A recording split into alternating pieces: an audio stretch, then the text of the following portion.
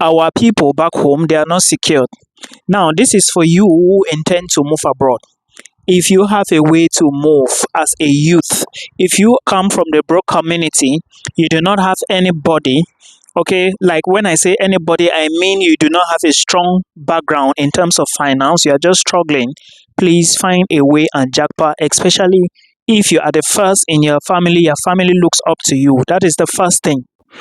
Okay, beautiful people, how are you all doing today? Hope you guys are doing well. So let's talk about admissions. Admissions is open in Sweden. Okay, to those of you who want to migrate with families, who want to move alone, Sweden is a country you can consider. Now, I'm not going to waste so much time here. Let's talk about some of the things that you should consider if you want to migrate to Sweden. One, Sweden accepts families, and if you are doing the application, note that you or your husband can do the application, or you can do it yourself. Now, what happens? Pay attention to the dates, because there is a date for you to upload your application fee payment receipts or pay application fee. There is a date to upload your documents. There is a date to upload your transcript and documents, and there is a date to rank your courses. And once you do all of this, there is a final date. Make sure by that date you submit everything that they need. Point number two, remember, it is your university back home that is going to send your transcript to the admissions board. There is an email that will be sent to you, and you would then you will go to your university, give the email to your school, then your school will now forward your transcript. If you send it yourself, it will be rejected. Please pay attention to this and make sure you send it on time, because it will take time to reach Sweden. Some universities, they operate like millipedes. They don't move faster. Sometimes you go, they tell you they don't have internet. That's what they told one of my friends before. Okay, now I would like to tell you a story before I continue. Somebody applied to this Sweden 2 years ago and didn't get admission because his grades were very low. Now, he came to me, I don't remember, but I remember the person told me he finally moved to Sweden. Then the next year he applied again and he got admissions and finally got the visa. Now, this is for those of you who are saying that it is difficult to move abroad, who are saying that you do not have opportunities, and who are equally saying that the process is daunting. Sweden is one of the easiest to get admission, because to me, the admissions is really not that difficult, and the process in general is not really difficult, because you are not doing legalization, super legalization like the others, except you are moving with family. So please apply. If you are rejected this year, apply again. And another good thing with Sweden is you have the chance to apply for a scholarship. Now, some people do not have this opportunity because this scholarship is not available for everybody, especially for my people in Cameroon. I don't know what happened, but from all indication, you cannot apply for the Swedish Institute scholarship, which is like the biggest scholarship. Okay, so this is what you should do. This is my advice. Now, apply to Sweden, right? Make sure you submit your application, pay the application fee, because there is application fee you have to pay. It's not up to 100 euros, but it's almost closer to 100 euros. Now, you have to pay this, and those of my people from 237, right now we have issues of security and ghost town or whatever, a lot of things. I don't want to say them here. You have to understand that payments from 237 will take time. Point number one. By the way, somebody got a visa to Bulgaria today. I don't know, maybe I will attach it somewhere so you guys can see. And this person is not from Nigeria, is a Cameroonian. I remember talking to somebody and he was telling me he wants to move to Bulgaria. And I told him, look, as a Nigerian, you cannot do it anymore. It looks like there is a bad luck for Nigerians. But what the universities told me, I actually emailed them.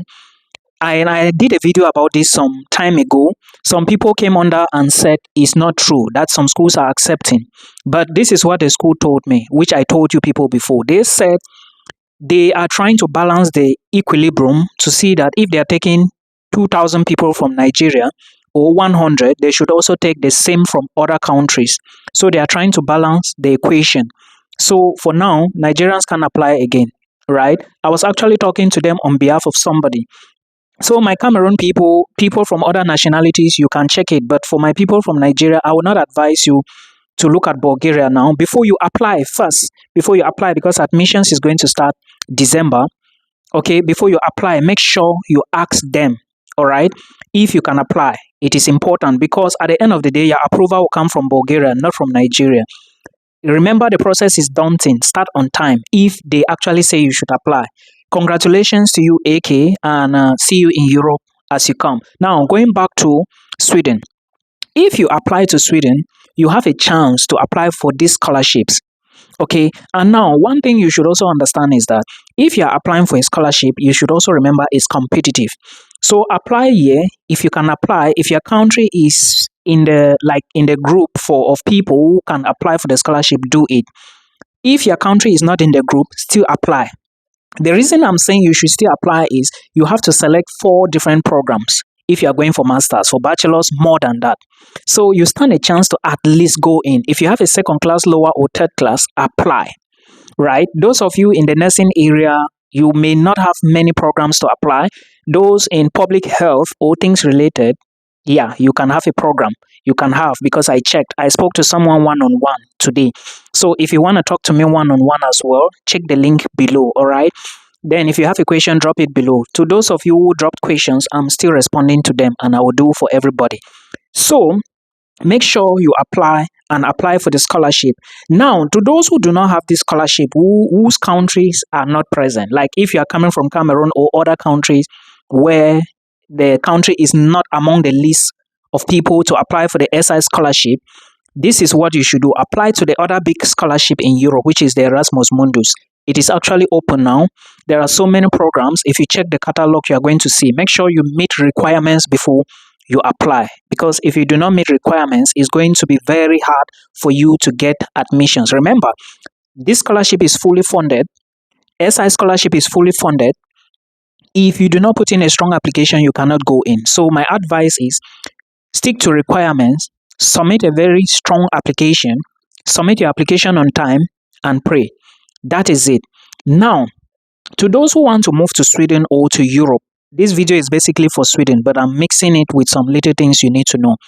Also understand that some of the programs, this is for those applying to Sweden, some of these programs can actually qualify you to apply for the SI scholarship. Others may not qualify you to apply for SI scholarship. Some universities may not also qualify you. So one, before you choose a program in any university, verify if that university is linked to the SI scholarship. Do you understand me? It's very important for you to know this because some people do not know. And remember, any program that is below 60 credits, don't apply as an international student. Anything below 60 credits is not for international students because it can't get you a residence permit to Sweden. Do you get my point? Yes. So international students apply only for programs from 60 credits. That's 1 year. 120, I think 2 years. Then any other thing. But I will not advise you to take anything below 60 credits because at the end of the day, you need what we call an insurance and a whole lot of things to stabilize in Sweden before you start looking for a way to sort yourself. It's going to take you time. So please do not apply for anything that is not within that range. Now, also understand that for Sweden, you also need a lot of things in place. Do not just think that when you move to a country, you can just start working. No, there are procedures you need to meet. There are requirements you need to meet. There are things you need to gather. Like in the Netherlands, you need a lot of things: house contract, BSN number, bank account. Then you apply for jobs. You start looking for jobs. Then you get used to the environment before you can be able to get something to do. It's very important for you to always remember this because these things does not just happen like that. It's going to take you time. You need to know your way around.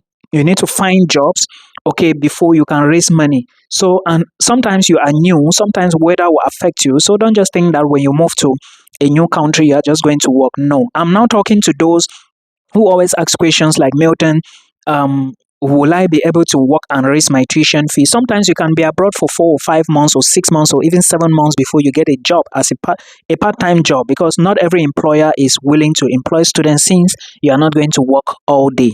I hope you understand. And again, there is limitation. A whole lot of these things play a part in your stay in that country. Please do not risk it. When they say work part-time, work 16 hours, 20 hours, or how many, stay focused and follow instructions, especially if you are somebody who is trying to get permanent stay in that particular country or bring your family over.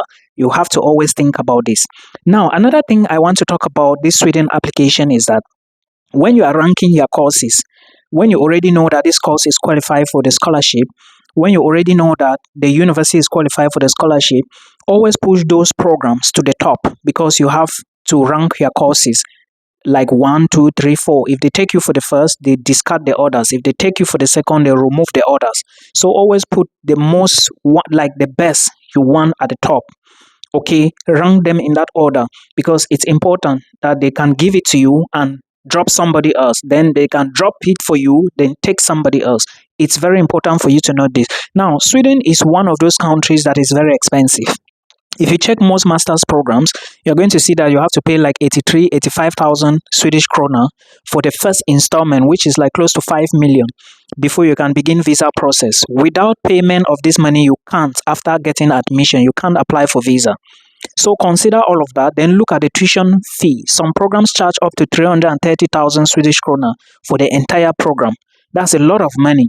You need to calculate all of these things and ask yourself, can I actually pay? Then before you start doing any application. I hope this helps you. These are some of the things that I think you should consider. Then to those who are looking for nursing, if you want to study nursing purely in English, take Sweden, look at Hungary, look at Lithuania, look at Ireland, look at the United Kingdom, look at Malta, and these are the countries you can study nursing programs in English, or healthcare, or anything related. Any other thing in other countries like in the Netherlands is not in English language. I hope this helps you.